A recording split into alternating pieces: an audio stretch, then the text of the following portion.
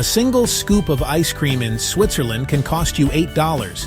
That number alone is enough to make most people close the tab. But here's the thing nobody tells you.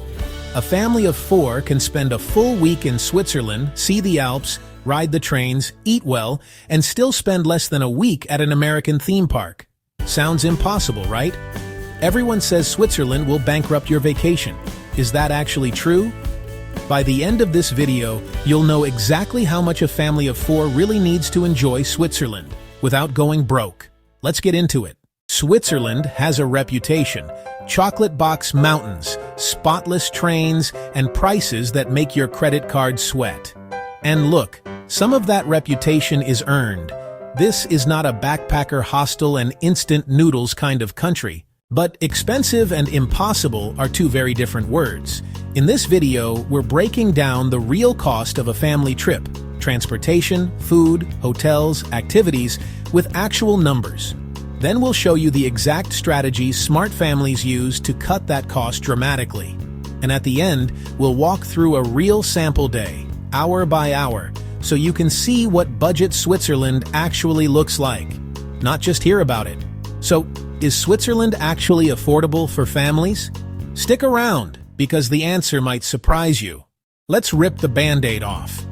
Here's what a family of 4, 2 adults, 2 kids, can realistically expect to pay per day in Switzerland.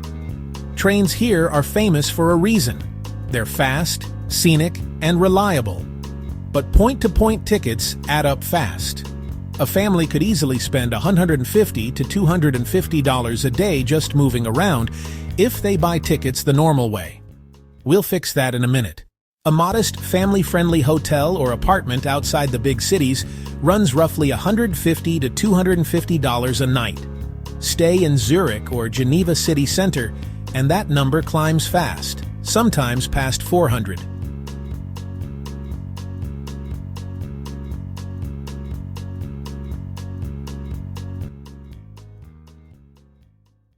This is where Switzerland really earns its reputation.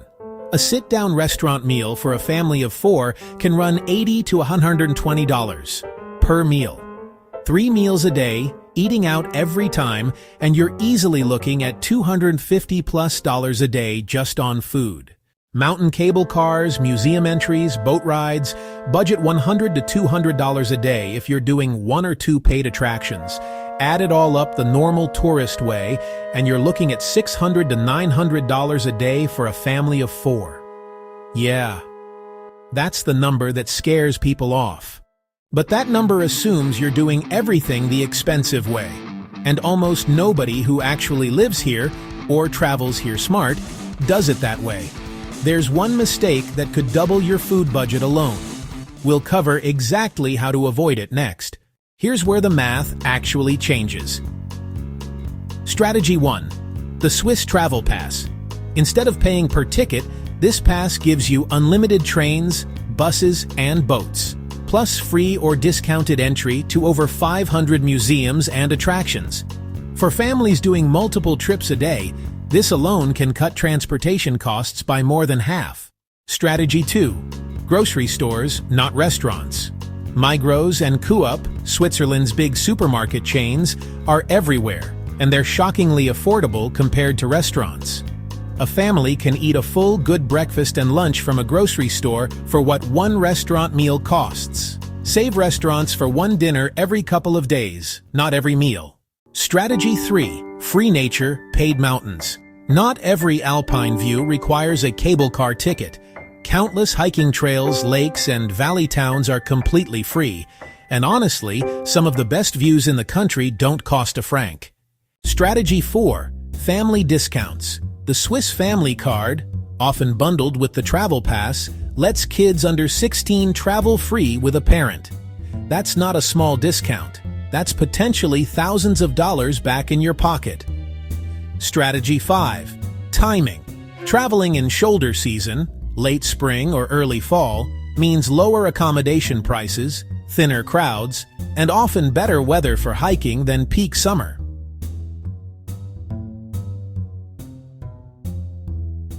Strategy 6. Apartments over hotels. A small apartment rental with a kitchenette does double duty. It's often cheaper than a hotel and it lets you cook, which stacks with strategy too. Stack all 6 of these together, and that $600 to $900 day, it drops to somewhere in the $250 to $400 range. That's not a small discount. That's a completely different trip. But strategies are just theory until you see them in action. So let's walk through an actual day. Let's follow a real day for a family of 4 in Interlaken, using the strategies we just covered. 7:30 a.m. Breakfast at the apartment. Bread, cheese, and fruit from Migros, bought the night before. Cost, about $15 total. 9 a.m. Train to Lauterbrunnen, covered by the Swiss travel pass. Out-of-pocket cost, $0. 10 a.m. Waterfall Valley hike, free trail, free view, jaw-dropping scenery. Cost, $0. 12:30 p.m. Picnic lunch. Sandwiches packed from breakfast supplies. Cost, already covered. 2 p.m. Cable car up to a viewpoint. 1 paid activity for the day, partially discounted through the travel pass. Cost, roughly $60 for the family. 4:30 p.m. Free time back in town. Playground, lake walk, window shopping. Cost, $0.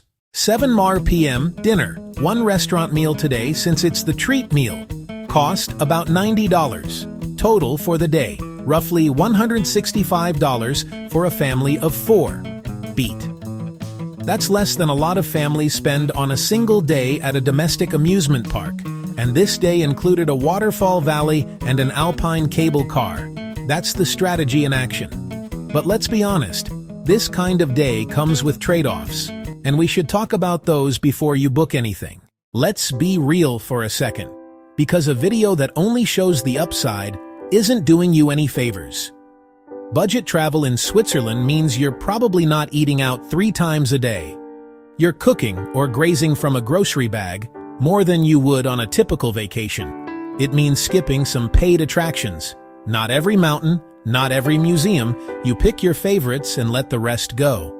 It might mean staying a 20-minute train ride outside the postcard town instead of right in the center of it. And it means planning ahead. The savings we just walked through don't happen by accident.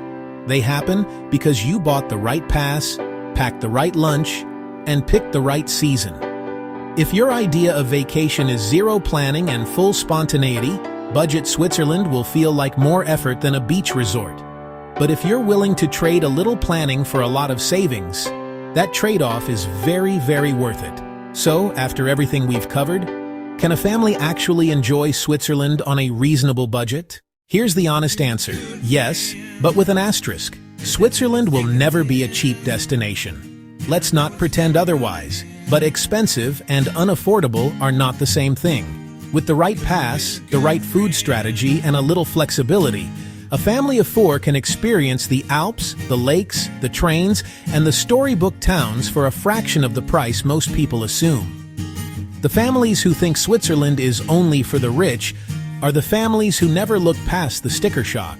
The families who do the homework, they're the ones standing in front of a waterfall, sandwich in hand, kids laughing, and they'll tell you it was worth every planned, budgeted franc.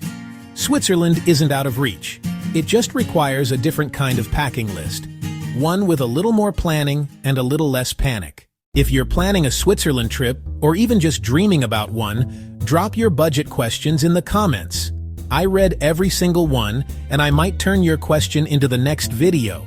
If this breakdown helped you see Switzerland differently, hit like and subscribe, because next week, we're breaking down the real cost of another impossible destination with the same no-fluff, real number approach. See you in the next one.